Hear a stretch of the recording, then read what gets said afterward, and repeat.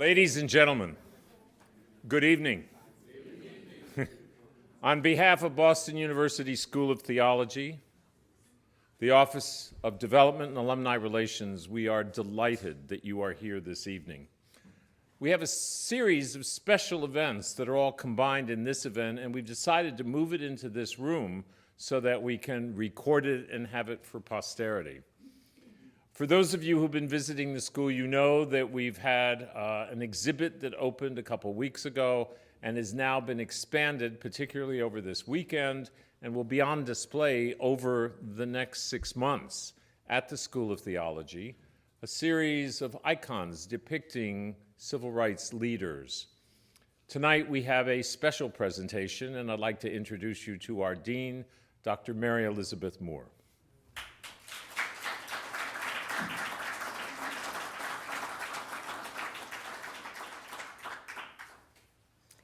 Thank you very much. I have 4 introductions to make. First is an introduction and welcome to Boston University. If you've read the most recent Bostonia, you know that Boston University is the home of a school of engineering that prepares engineers to contribute to the quality of life for individuals and society. You know that BU has a School of Law that has been named for the 2nd year as the best law faculty in the country by the Princeton Review. And you know that the BU School of Theology has been known as the School of the Prophets since the 1890s, when the faculty and students of this school hit the streets of Boston because they were worried about the immigrant people who were not receiving adequate services, opportunities for jobs. And ever since, we've been trying hard to live up to that reputation. As a way of welcoming you, I want to invite particularly our African American graduates of Boston University to stand and let us give honor to you tonight.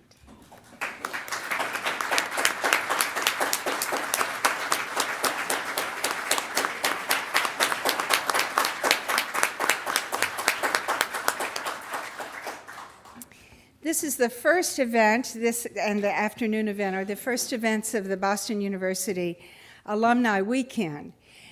This particular event is sponsored by the Lowell Institute, and so that's my second introduction.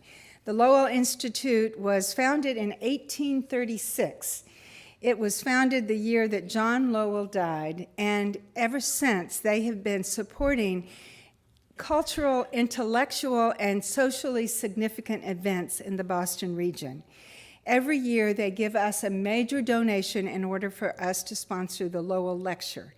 And our Lowell lecturer tonight is of world renown and of deep human and religious social passion.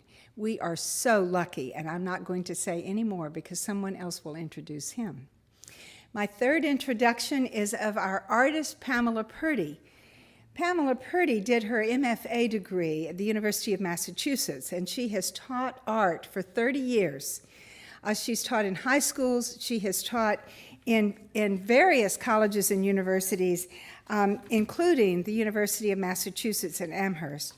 She has, in recent years, created the Civil Rights Icon exhibit, which has now been shown in more than 20 places, including showing during the inauguration of Barack Obama in Washington, D.C. This year, we are privileged to have the Civil Rights Icon exhibit in Boston University School of Theology through the middle of March, and Pamela Purdy has a special presentation to make. Thank you, Dean Moore. Reverend Lawson, you have no idea how thrilling it is for me to meet you, a living icon of the civil rights movement. I have recreated an icon in your honor, and I hope you like it.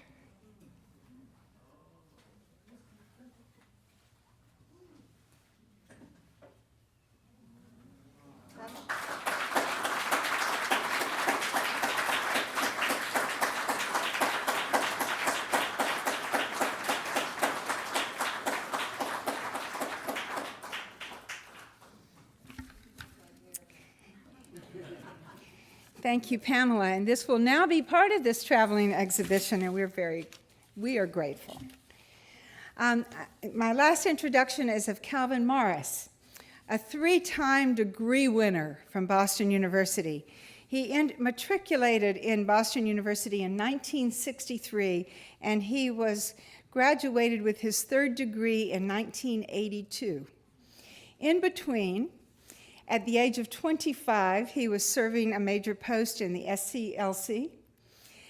Following that, he became executive director of the Martin Luther King Jr. Center for Social Change in Atlanta, Georgia, where he was also serving as associate pastor of Ebenezer Baptist Church with Daddy King.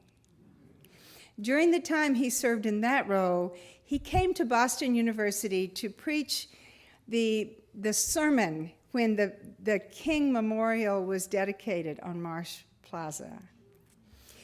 Since that time, he moved to Howard University, and at Howard, he served for 16 years as Director of Ministries to Culture at Church and Culture, and as a member of the faculty in Practical and Pastoral Theology. And he has done many other things in his lifetime. He moved from Howard to the Interdenominational Theological Center in Atlanta, where he served for some years as Executive Vice President for Academic Services and Academic Dean. And he is presently the Executive Director of the Community Renewal Society in Chicago, Illinois, where he will retire at the end of this year. And we just can't wait to find out what he's going to do next. He will introduce our speaker for the evening. Thank you, Calvin Morris.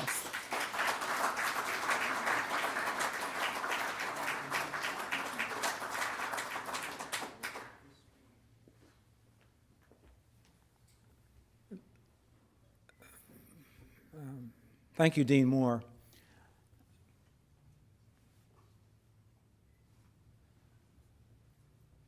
One of the things that I find that will get under my skin is when you go to a place where a renowned person is to speak, and you have before you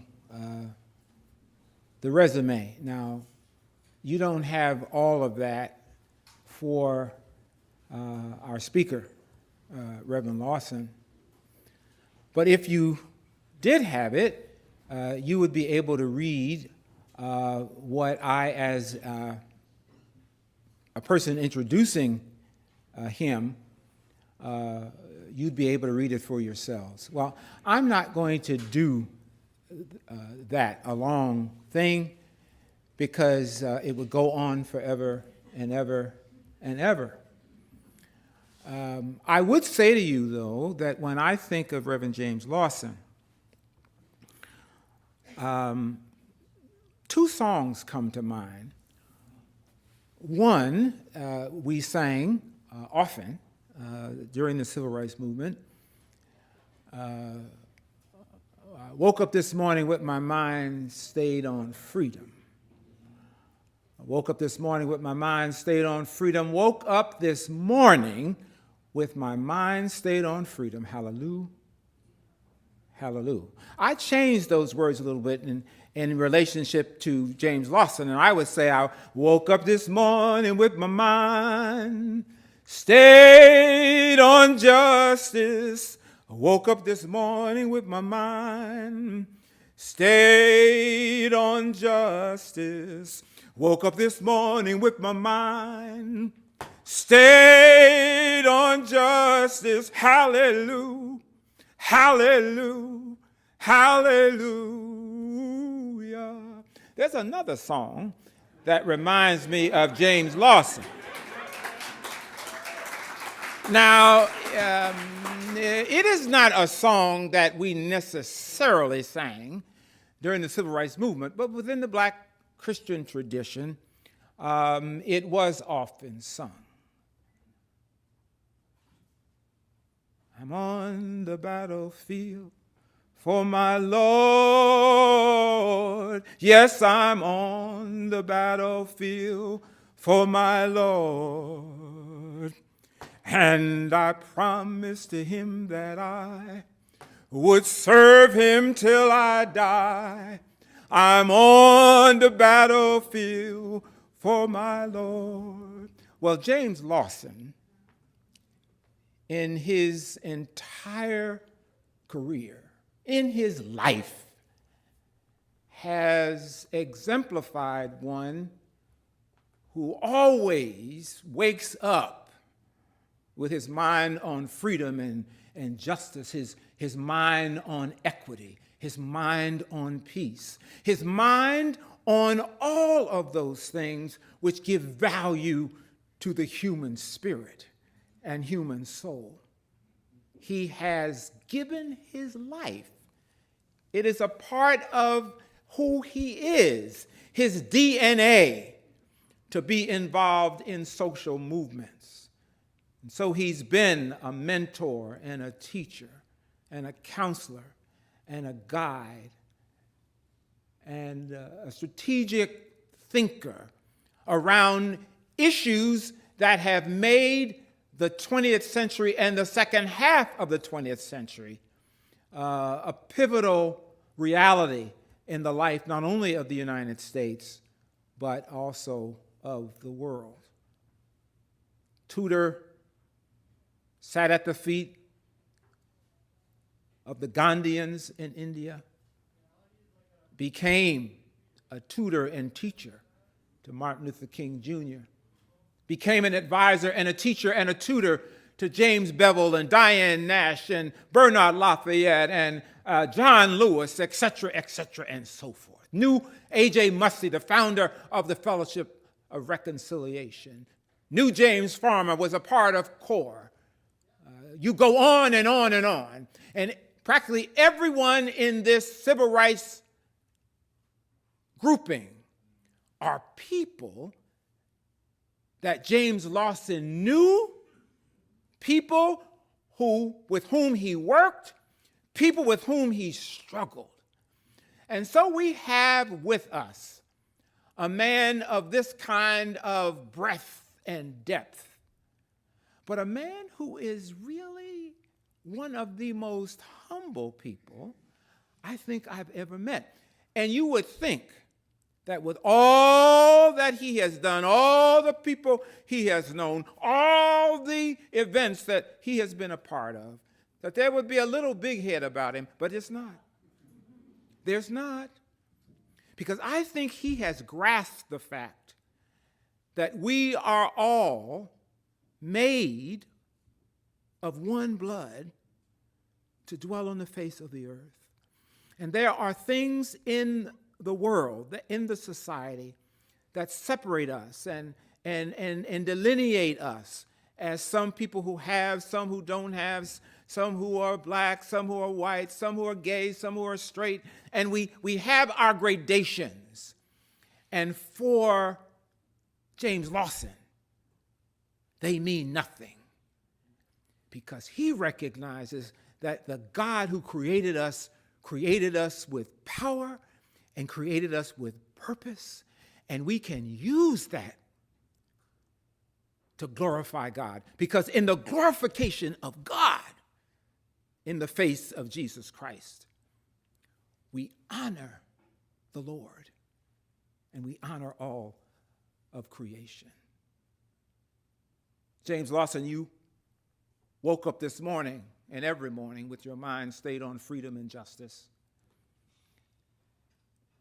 And you decided to stay on the battlefield for the Lord. And you promised him that you would serve him till you die.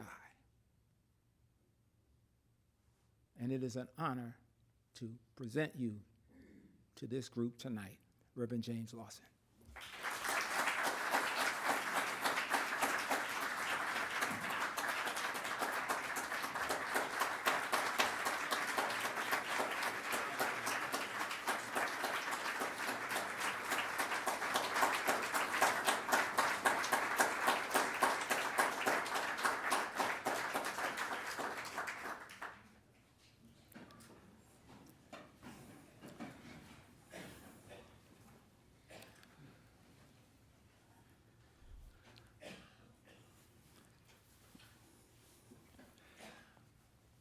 Thank you very much, and thank you very much, Kelvin Morris, for that astonishing invitation. I'll try not to digest it.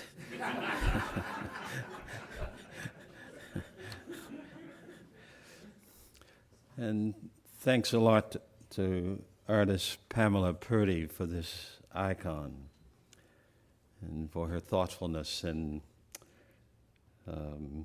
doing it and presenting it this evening. That's a picture of me in the Jackson, Mississippi City Jail. And 1961, the 50th, this is the 50th anniversary, isn't it? Yeah, and then that's a side view of it. One of the experiences that I continue to relate to. I want to express my appreciation for being here.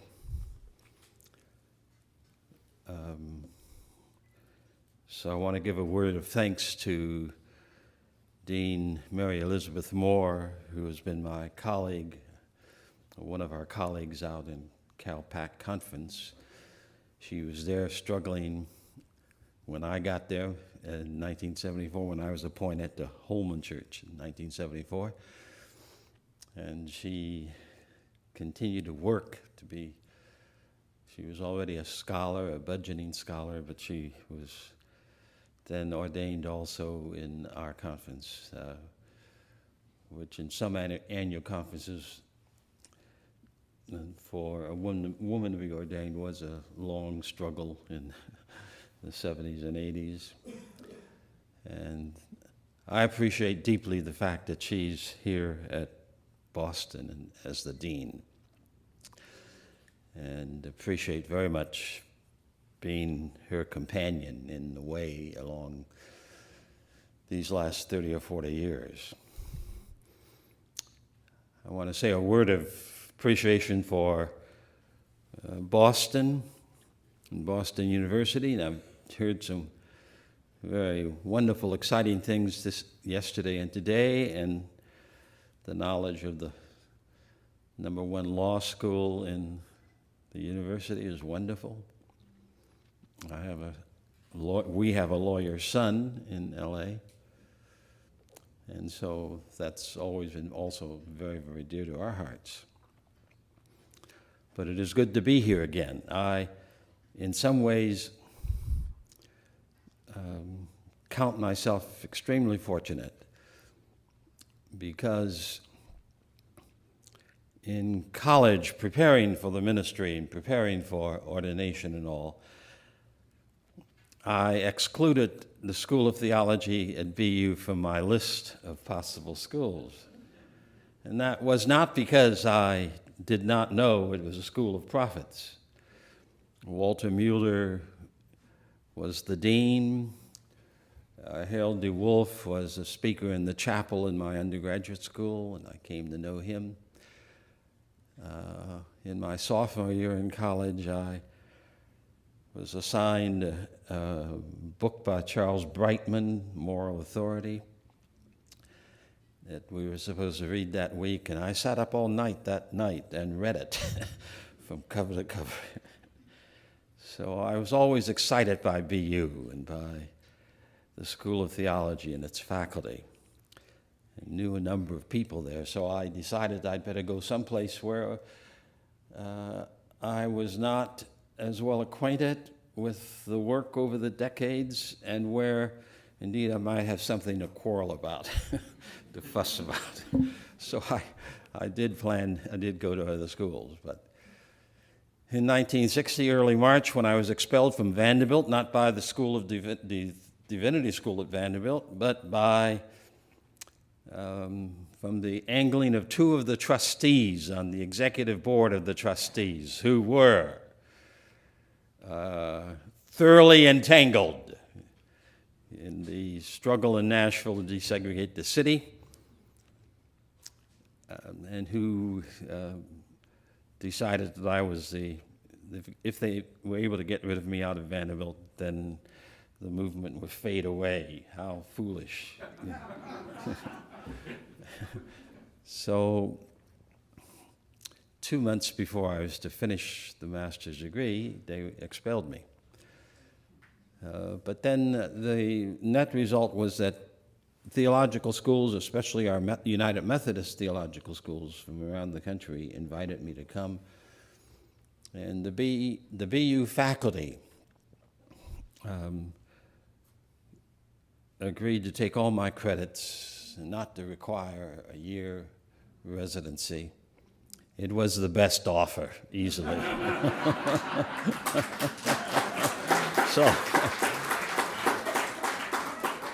So in June of 1960, Dorothy and I came here. We had just a splendid 10 weeks in Boston and at the School of Theology, just a splendid. We often point back to it and think about it. It was, of course, a rest from the hectic travel that I did in the struggle and all, but at the same time, the School of Theology offered me so much provocation and stimulation that we can never forget that 10 weeks. And I was able to march on August the 14th, 1960, with that master's degree. I consider myself someone especially privileged. On the one side, I am a graduate of BU, with only a 10 weeks duration residency. On the other side, I also went to Oberlin Graduate School of Theology, and then in September of 1958, transferred my work into Vanderbilt. And I appreciate the fact very much that I had the special privilege of being acquainted with and working with just wonderful scholars of scriptures and ethics and theology, so that it met in so many different ways my ambitions for the theological education. I did drop out of graduate school. I did not go on towards a PhD, which I hadn't planned to do, but that's because that's another story. I dropped out in order to move south and to join the emerging struggle. And I've never regretted dropping out for that purpose. And I've been exhilarated over the years by the theological schools that helped to undergird my life and help me continue to move in the directions that I felt I needed to move.